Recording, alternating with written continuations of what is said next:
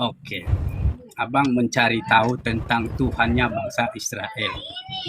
Saya mau cari tahu dulu, apakah Tuhannya bangsa Israel dengan Tuhannya Abang Muslim sebagai Muslim sama namanya? Coba sebutkan dulu. Di mute. Baik. Tuhannya Musa dengan Tuhannya Nabi Muhammad adalah satu nama, yaitu Allah Jalla Jalaluh. Tetapi ketika bangsa Israel dibuang ke Babilonia, Babilonia Anda tahu sekarang apa? Sekarang itu Babilonia itu adalah Irak. Karena orang Israel ini tegar tengkuk, ya, kadang beriman, kadang tidak, tapi banyak membangkangnya. Ketika mereka membangkang, maka Allah mengajab mereka sehingga mereka dibuang ke Babilonia atau Irak. Pada saat itu rajanya adalah Nebukadnezar. Orang-orang Yahudi. Sabar. Anda ini bertanya, saya menjelaskan. Iya, saya lagi menjelaskan. Apakah nama Tuhannya bangsa Israel sama dengan nama Tuhannya di Muslim? Itu aja jawab. Sama, yaitu Allah. Makanya saya menjelaskan. Oke, jawab. Oke, sama ya. Nama Tuhan bangsa Israel adalah Yahweh. Ada apa? Nah, apakah kan Abang percaya nama Tuhan Abang juga Yahweh? Baru saya sah. Baik, oke ya. Tuhan Israel dengan Tuhan Nabi Musa dengan Tuhan Nabi Muhammad itu sama, namanya Allah. Ya, lalu Anda mengatakan, Bang Nandar yang ganteng dari Kuningan Jawa Barat, Tuhan Yahudi itu namanya Yahweh. Sekarang saya tanya kepada Abang, ya, sejak kapan orang Yahudi memiliki nama Tuhan yang namanya Yahweh? Anda tahu nggak sejarahnya apa? Yud Hevave atau Yahweh itu orang Kristen bacanya Yahweh adalah nama dewa Kanaan. Jadi ketika orang Yahudi bangsa Israel dibuang ke Babilonia, maka mereka dipaksa meninggalkan keyakinan Yahudi kalau Tuhannya Allah, dipaksa untuk menyembah nama Tuhan yang bernama Yahweh. Kami beriman kepada Allah dan kepada apa yang diturunkan kepada kami dan yang diturunkan kepada Ibrahim, Ismail, Ishak, Yakub dan anak cucunya, dan apa yang diberikan kepada Musa, Isa dan para nabi dari Tuhan mereka. Kami tidak membeda-bedakan seorang pun di antara mereka dan hanya kepada mereka kami berserah. Nah, pertanyaan saya gini. Pertanyaannya? Kami beriman kepada Allah dan kepada apa yang diturunkan kepada kami, yang diturunkan kepada Ibrahim. Oke, Ibrahim, lalu ada Yakub, ya, lalu ada Musa. Oke. Nah, teman-teman Muslim, kata Allah itu alif lam lam ha, dalam konsep teman-teman Muslim, saya tanya dulu, apakah benar itu nama atau sebutan? Nama. Nama, oke. Nah, sedangkan kalau kita lihat Abraham, Ishak dan Yakub, mereka ini kan orang Ibrani. Musa misalnya, Musa itu menyebut nama Tuhan dengan sebutan Yod He Vav He. Bukan namanya, bukan Allah. Nah, bagaimana Pak Yusuf PI menjelaskan keterhubungan ayat surah Ali Imran 84 ini dengan konteks histori maupun keberadaan yang sesungguhnya dari Musa, Yakub, Abraham tentang nama Tuhan. Oke, baik. Perhatikan ya Pak ya, saya jawab dulu. Ya, silakan. Anda silakan buka Quran surah Ibrahim ke ayat 4. Ya, apa bunyinya? Alladzina yastahibbuna hayatad dunya 'alal akhirati wa yasudduna an sabili. Ya, di sini dikatakan ayat 4 bukan ini. Nih, wa ma arsalna mir rasulin illa bilisani qaumihi liyubayyina lahum. Kami tidak mengutus seorang rasul pun melainkan dengan bahasa kaumnya agar ia dapat memberi penjelasan dengan terang kepada mereka. Jadi, kalau penyebutan bahasa ya, itu para nabi menyebut Tuhannya dengan bahasa mereka. Kalau Nabi Musa berbahasa Ibrani, mereka menyebut Tuhannya atau Nabi Musa menyebut Tuhannya dengan sebutan apa? Silahkan selain Allah. Atau Yesus menyebut Tuhannya dengan sebutan apa? Silahkan gitu. Nah, terus di dalam Arab kita mengenalnya nama Tuhan karena ada pengakuannya adalah Allah di zaman Nabi Muhammad gitu. Jadi kalaunya para nabi ada yang berbahasa Aramaik, ada yang berbahasa Ibrani, lalu mereka beda menyebut nama Tuhan, itu no problem. Karena apa? Karena mereka bahasanya berbeda-beda. Tapi yang dimaksudkan oleh para nabi itu adalah tetap Tuhan yang esa, Tuhan yang satu. Wa ilahukum ilahu wahid. Dan Tuhan kalian adalah Tuhan yang satu. Meskipun kalian mengucapkan penamaannya itu berbeda-beda. Karena bahasa. Jadi kayak gitu, Pak. Jadi bukan berarti nama beda, Tuhan beda, kagak. Jadi Tuhannya para nabi itu nggak ada bedanya. Sama. Tuhannya Abraham, Tuhannya Musa, Tuhannya Isa, Ishak, Ismail, maupun siapa? Yesus, atau Ezra, atau Yeremia, atau Maleaki, atau Nabi Muhammad SAW. Satu mereka gitu. Terserah bahasa mereka karena bukan apa? Bukan bahasa Arab itu Nabi Musa, tapi dia bahasa Ibrani. Maka ketika Nabi Musa diutus pakai bahasa Ibrani, dia menyebut Tuhannya. Ketika Nabi Muhammad diutus pakai bahasa Arab, maka pakai bahasa Arab Allah menyebut Tuhannya. Bukan berarti beda nama, beda eksistensi, bukan kayak gitu. Beda nama, tapi para nabi itu tetap satu Tuhan. Gitu Pak maksudnya. Jadi gini, saya jadi agak bertanyanya gini. Kalau itu sebutan, oke lah, masih bisa kita namanya sebutan. Berarti kalau sebutan itu bukan masalah nama, tapi masalah konsep di balik nama. Nah, ini pendekatan ontologis namanya, konsep di balik nama. Tapi sekarang kan teman-teman muslim memunculkan pendekatan epistemologi dalam konsep begini. Teman-teman muslim mengklaim itu sebagai nama. Nah, kalau nama itu, ya, nama itu ketika diperkenalkan kepada bangsa lain atau bahasa yang lain, nama itu sebenarnya tidak boleh berubah terlalu jauh. Nah, kalau diterjemahkan mungkin ya diterjemahkan. Jadi namanya itu transliterasi fonologis. Jadi mengikuti bunyi bahasa. Tapi sekarang kan ini jauh. Yod he vav he. Lalu sekarang teman-teman muslim katakan namanya Allah. Nah, sekarang pertanyaannya, apakah manusia yang memberi nama kepada Tuhan atau Tuhan yang memberi nama pada dirinya? Sehingga namanya itu berbeda-beda.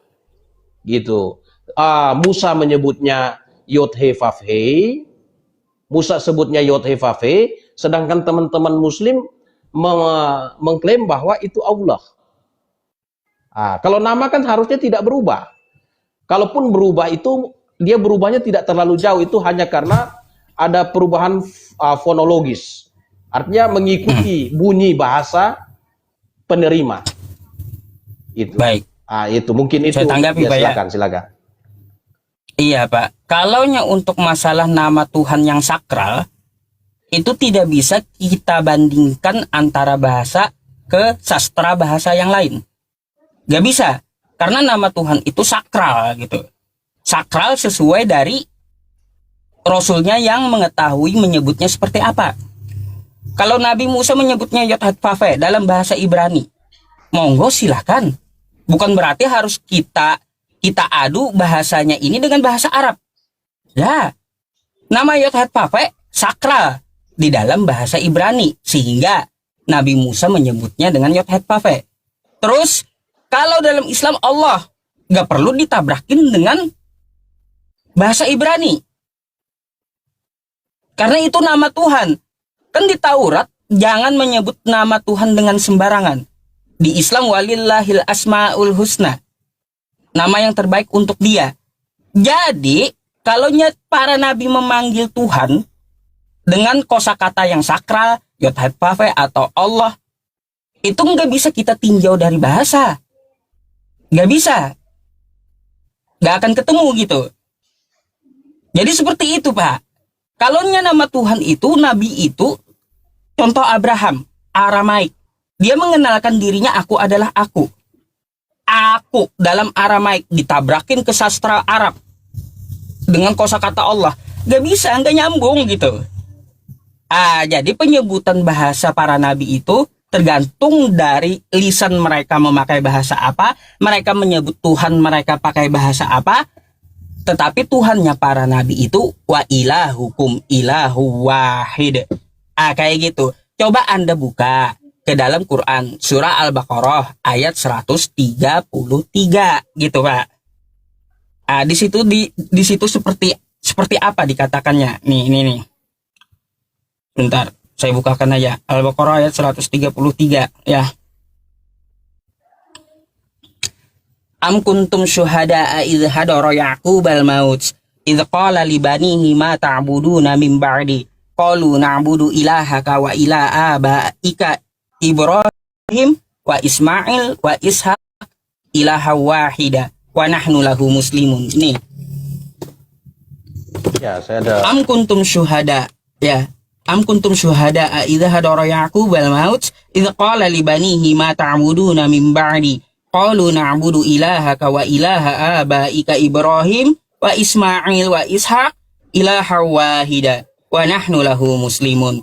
Apakah kamu hadir ketika Yakub kedatangan tanda-tanda maut, ketika ia berkata kepada anak-anaknya, apa yang kamu sembah sepeninggalku? Apa yang kamu sembah sepeninggalku? Mereka menjawab, kami akan menyembah Tuhanmu dan Tuhan nenek moyangmu. Tuhannya Ibrahim, Tuhannya Ismail, Tuhannya Ishak, yaitu Tuhan yang Maha Esa. Dan kami hanya tunduk patuh kepadanya. Jadi kalau penyebutan nama yang sakral dari para rasulnya itu, terserah, Pak. Gak bisa kita tabrakkan dari segi sastra bahasa. Gak bisa. Gitu. Jadi sebenarnya penjelasan Pak Yusuf PI juga ini lebih kepada penyebutan, bukan nama diri. Nah, sekarang saya mau ini. Tadi kan dibilang mengenai nama. Ini saya masih ikutin. Karena gini, kalau nama Tuhan yang diperkenalkan kepada Musa itu Yod-He Vav-He, itu sebenarnya bukan nama diri, tapi itu nama pewahyuan. Karena di dalam Keluaran pasal 3 ayat 13-14, ketika Musa bertanya tentang nama kepada Tuhan, Tuhan berkata, aku adalah aku. Aku adalah aku. Bahasa Ibraninya itu Eye Eser Eye. Aku adalah aku. Nah, orang-orang Israel di pihak yang menyembah Tuhan, itu menyebutnya dengan, kalau bahasa Ibrani itu bentuk dari kata dasar haya, kal imperfect. Itu orang pertama aku. Nah, kalau orang ketiganya, dia adalah dia. Jadi orang Israel menyebut dia adalah dia. Jadi Yihye, Eser, Yihye. Jadi Yod-He Vav-He. Jadi akhirnya orang Israel menyebutnya itu sebagai nama diri. Tapi Tuhan itu memperkenalkan nama pewahyuan. Aku adalah aku. Nah, pertanyaan saya, nama Allah dalam pemahaman teman-teman Muslim, itu nama itu mengandung makna apa atau memiliki arti apa? Silakan. Baik, Allah ya Allah, Pak, sebuah nama. Sama kayak nama saya Yusuf, ya Yusuf gitu. Sebuah nama. Oh, berarti tidak ada mengandung makna. Nama yang sakral. Tidak ada kalau maknanya dia yang patut disembah gitu. Oh, hanya seperti maksudnya itu maknanya seperti itu. Nah, kalau orang berarti kan beda kan? Berarti ada perbedaan karena Yod-He Vav-He itu bukan nama diri sebenarnya. Itu nama pewahyuan. Nama disebut nama diri karena orang Israel. Orang Israel menyebut nama Tuhannya, dia adalah dia. Yihye Eser Yihye. Jadi akhirnya disingkat jadi Yod-He Vav-He. Oke. Itu penyebutan no problem, Pak. Kalau saya nggak membahas itu. Ya, itu hanya terkendala masalah pembahasan aja menurut saya gitu. Oke, berarti masalah nama nggak ada persoalan ya. Karena kan sekarang ada yang mempersoalkan masalah itu. Nggak pernah masalah itu.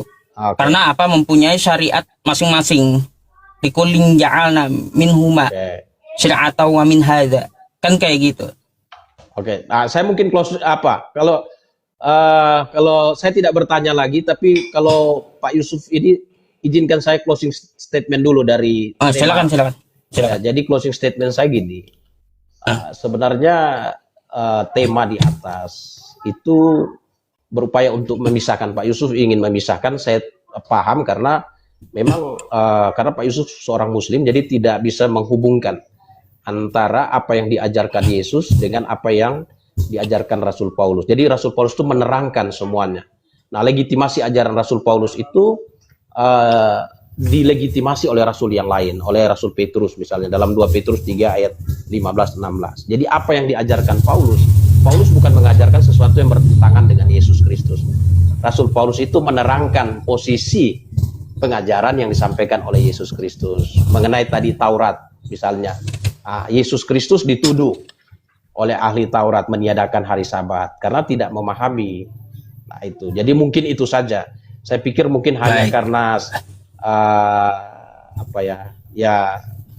tidak melakukan Terima kasih, disiplin. Pak. Ya, itu. Disiplin ilmu teologi. Terima kasih atas diskusinya. Ya, makasih Pak. Terima kasih untuk kesempatan. Terima kasih Pak Suat ya atas diskusinya. Oke, boleh kita naikkan teman yang lain yang antri ya. Silakan Pak. Makasih. Oke. Terima kasih sama-sama Pak. Selamat malam. Muslimin, tapi kata Rasulullah, kesibukan para lelaki nanti di dalam surga adalah malusan ceritakan ini. Madros.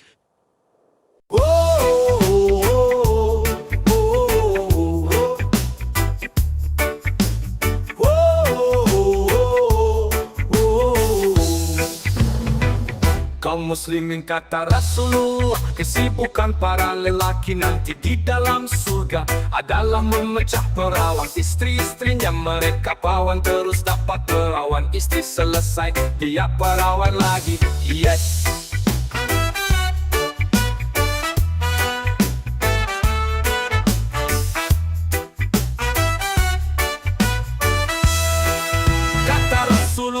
Maaf ini hadisnya sahih, tolong baca dalam kitab Tamasya ke Surga. Rasul berkata zakar laki-laki ketika dia berdiri karena syahwat selama 70 tahun berdirinya.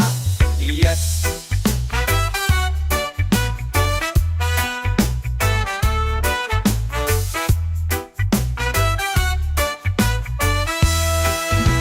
Serius Pak, bagusnya ibu-ibu gak ikut dengar, ini khusus bapak-bapak.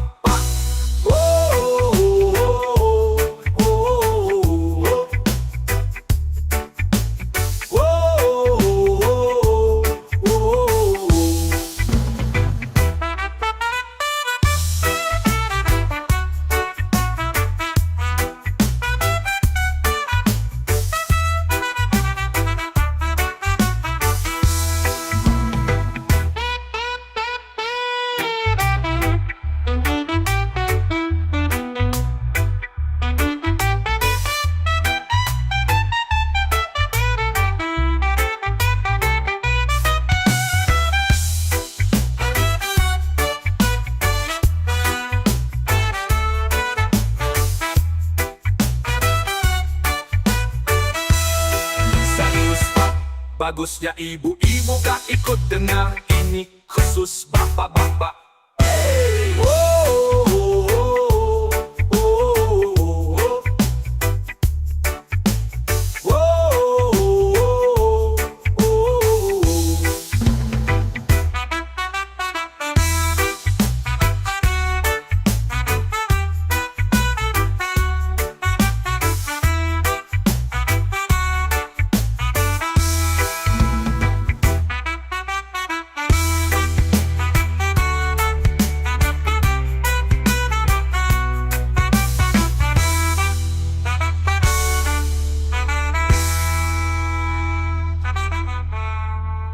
Gitu.